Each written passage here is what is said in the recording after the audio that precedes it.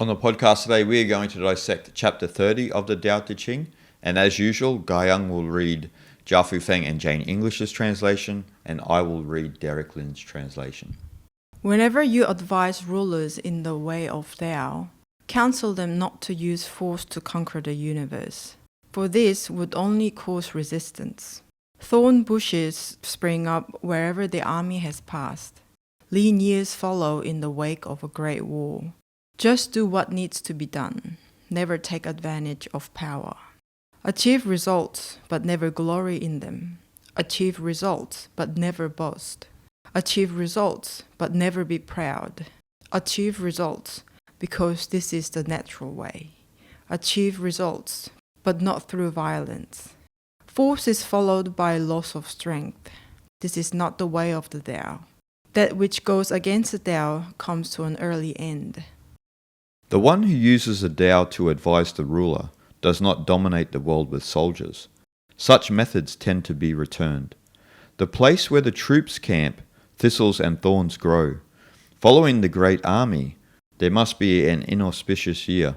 A good commander achieves results, then stops, and does not dare to reach for domination. Achieves result, but does not brag. Achieves result, but does not flaunt.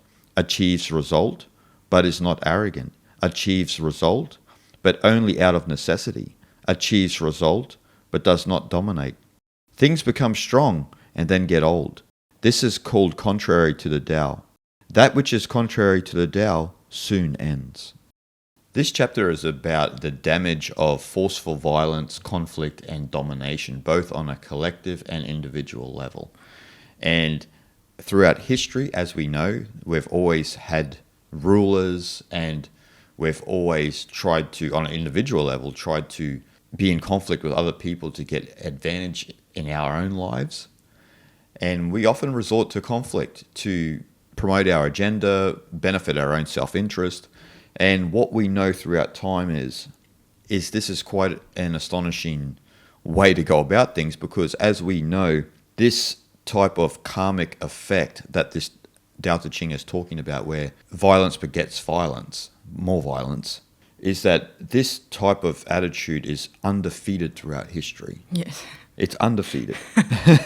And so it's quite astonishing, because we still have rulers and individuals that resort to conflict and violence in the modern, still right now.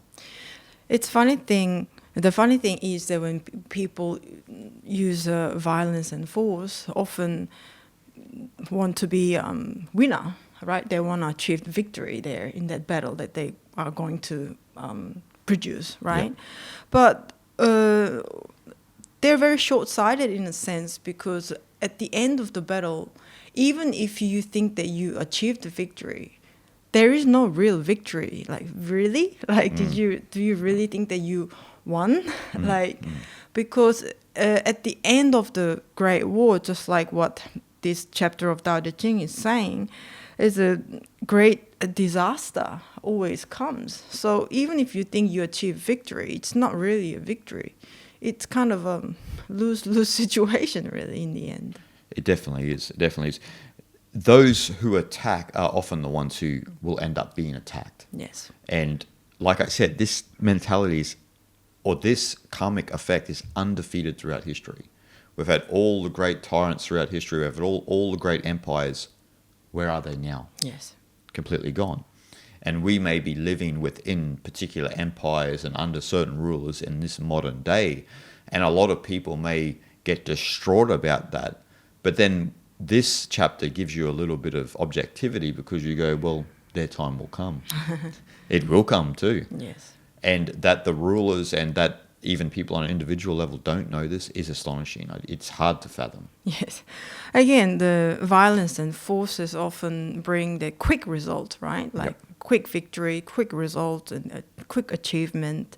So they are blinded by that just quick result. They're just being impatient somewhat. Yep. But again, in the end, we all know there's consequences as great as how big the battle was, really, and sometimes even worse.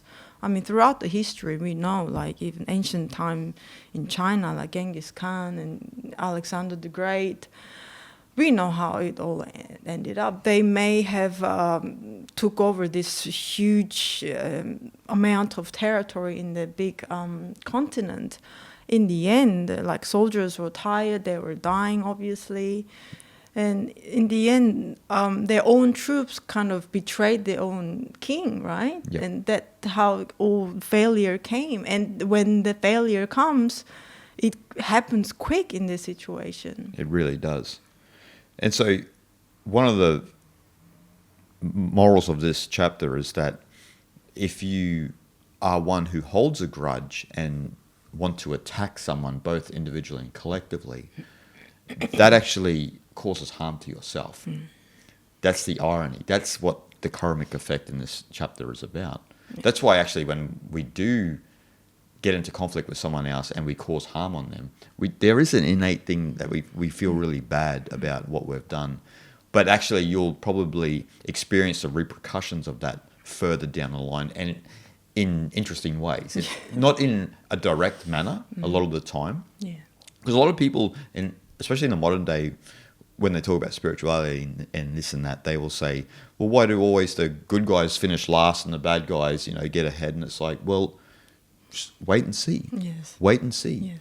Don't judge the story right from this moment. Let time have its way.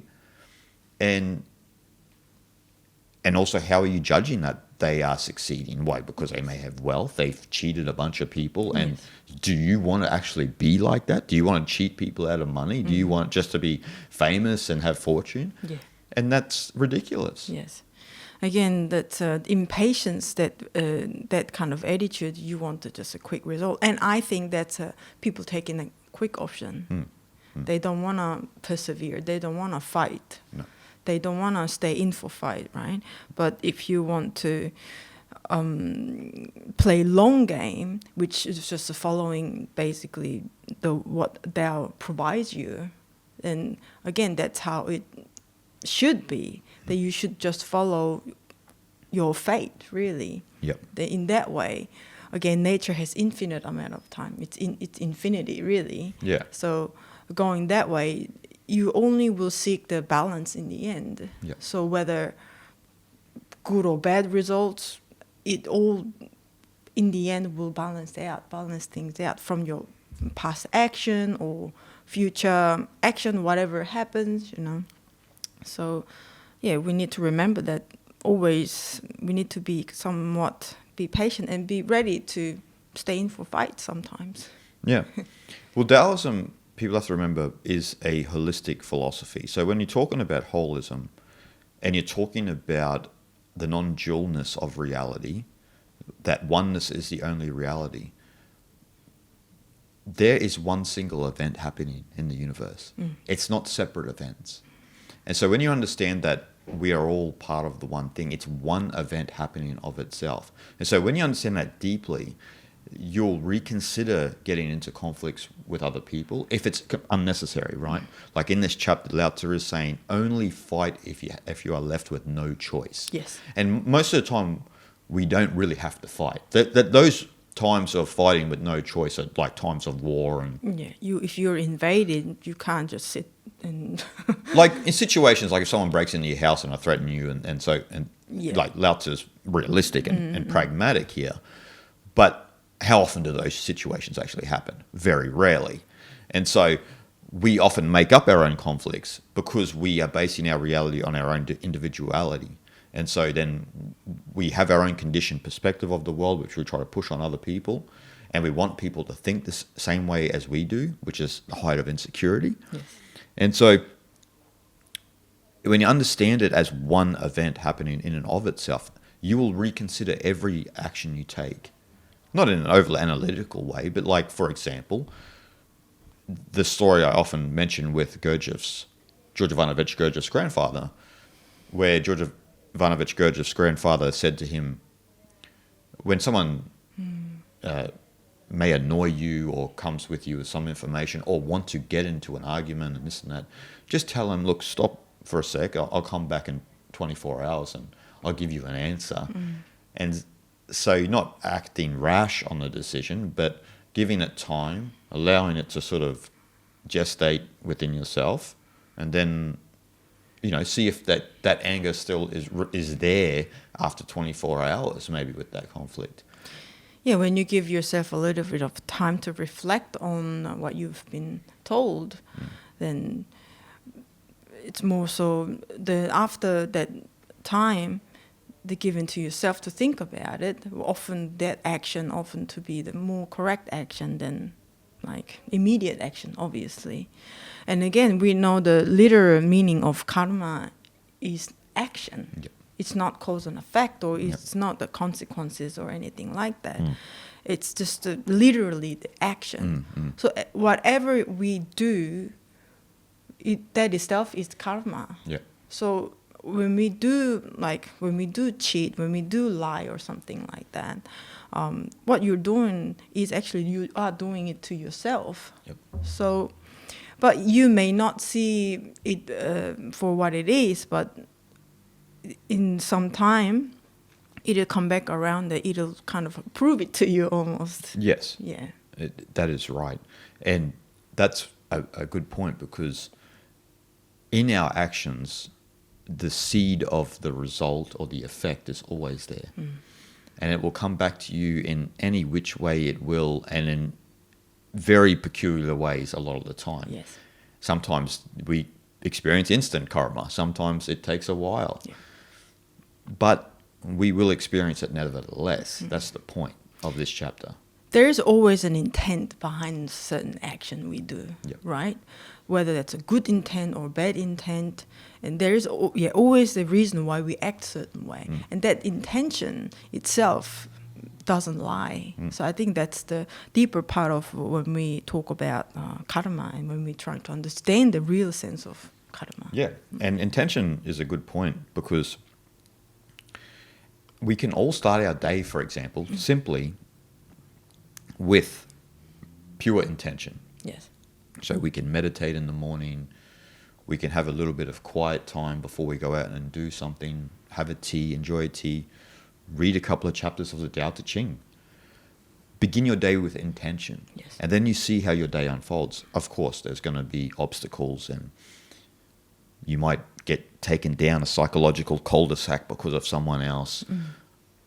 But if you put your intention at the start of the day on the right track, then you'll see how your day naturally unfolds in a harmonious fashion 90% of the time. Yes. Yes. But if you're starting off chaotically, where you're just waking up late, going straight to work, getting into arguments with people on the train, and what do you think is going to happen in the day? Yes. Nothing positive can happen.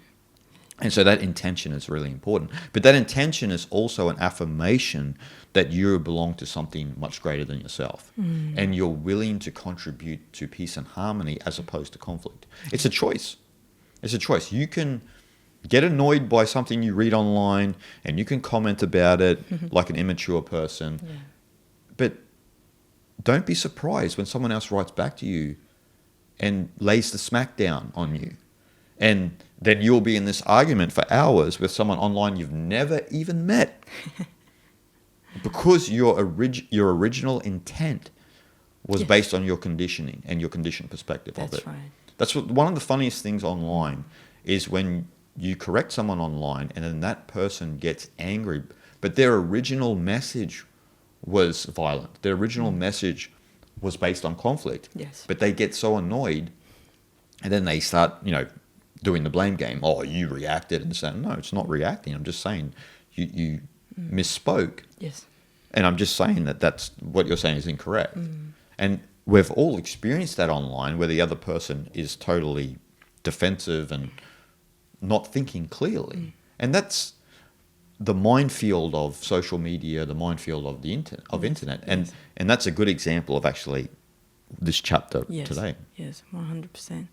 On online world, when we write some comments on a video or putting up a post or something like that, that's a clear evidence of how many people out there who are writing things without too much thinking behind, right? So which means they act without thinking. And a lack of care for the individual they're writing to. Well, that's of course. Yeah. And so yeah, there's a lot of things that we need to consider when we before we act, obviously. Yeah. 100%. And if we just understand that we're part of something greater than ourselves, we wouldn't act in that way. We would consider the other person, and we would also consider that, is my opinion or is my perspective on this even necessary to even mention? Yeah. Like, who am I to even mention it? And does it even matter if they don't think the same as I do? Right. And as we know with all of the rulers throughout time, and this is where everyone in some sense is subtly influenced by a sort of a ruler psychology in their mind, is a lot of people want other people to think the same as them. And they're not comfortable in their own two shoes and allow other people to live as they will.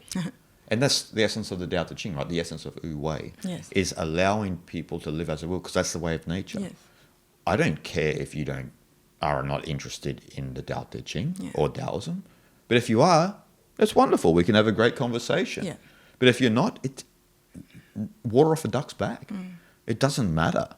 And this is why particularly Taoism is very threatening to a lot of other religions, particularly religions that have a doctrinal privilege of conversion, where they are going around the world in a feverishly trying to get people to think the same way as they are. Yeah. But the Tao Te Ching is saying just allow people to be as they will and just let nature be as it will. And there's actually a peace and harmony to that. Yeah. And what does that actually do? Well, you're not in conflict with other people. There's no friction. There's a lack of friction. And some people in the modern day believe that they need friction in their lives. But do you really need friction in your life? Yeah. You don't. When you don't have friction in your day, everything goes by peacefully. But then people say, but I get bored. I need a little bit of friction. You've gone down the wrong rabbit hole there. I think the people, obviously, a lot of people have this lack of understanding of difference in individuals. When they find it's difference in thinking and way of doing things in different individuals, as if they take that as if they have some sort of right to judge people. That's two completely different thing there. Everyone has different genetic makeup in their temperament, personality, psychological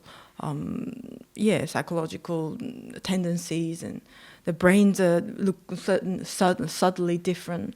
We all are different. So whoever have a different interest in many different things, we need to embrace it instead of go out and telling them what to do and try to make an argument out of nothing, really. Exactly. And which is, again, that's quite rude too.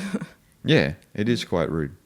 And that's why in this chapter it's saying that if you're not possessed by that dominating mindset, you won't have a tendency to push your opinions on other people.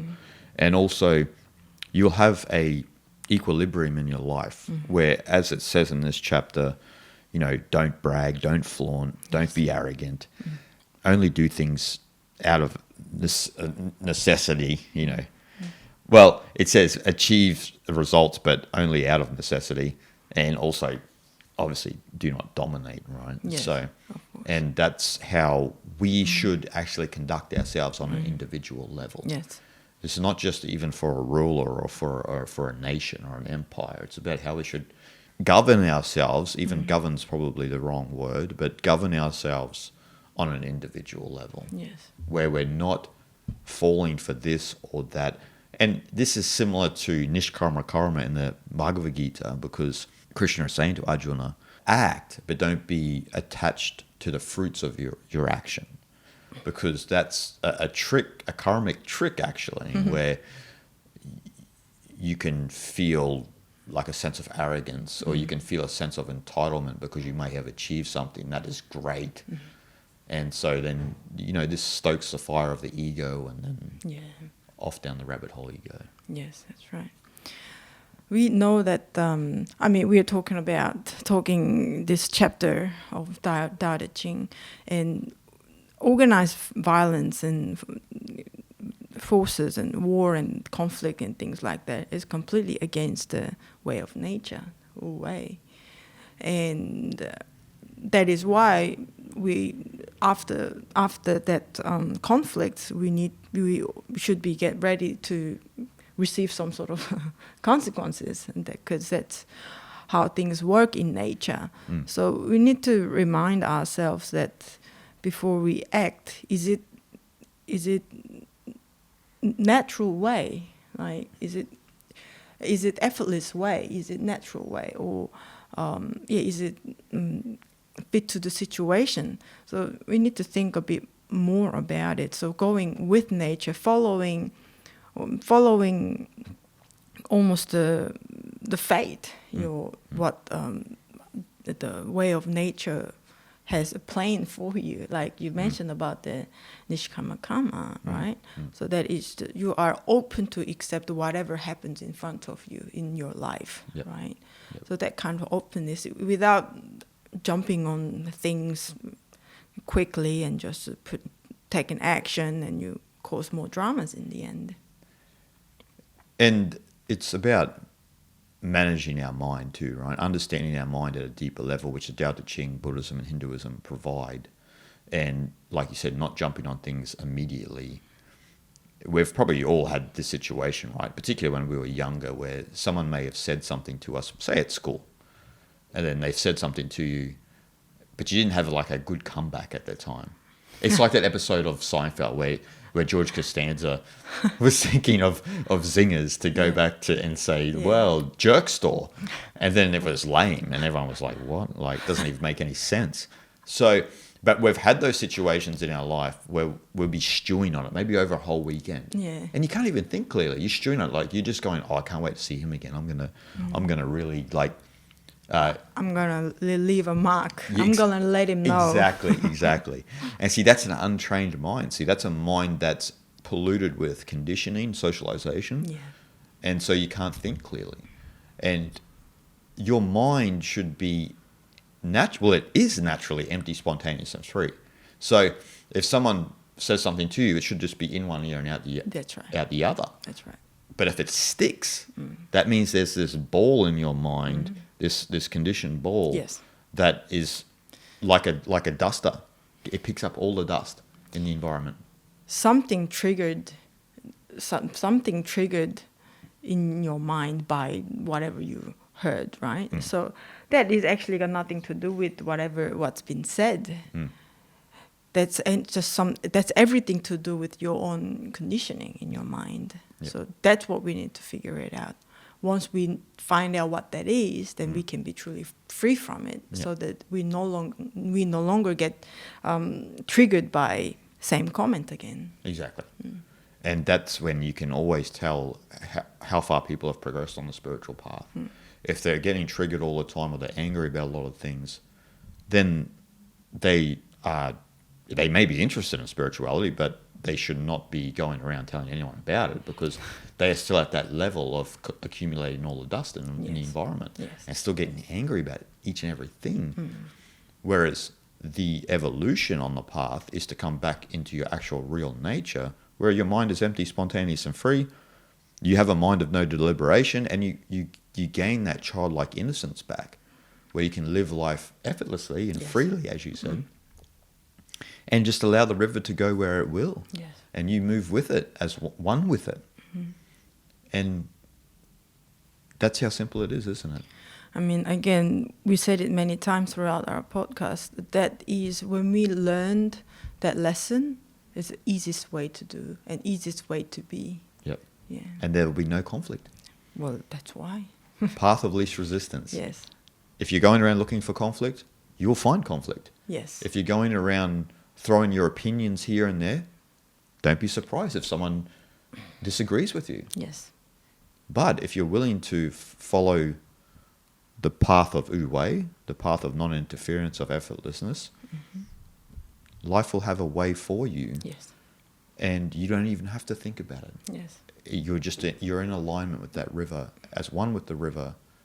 And as I've always said, its power becomes your power. Yes. Okay, guys. Thank you for watching, and we'll see you guys next time.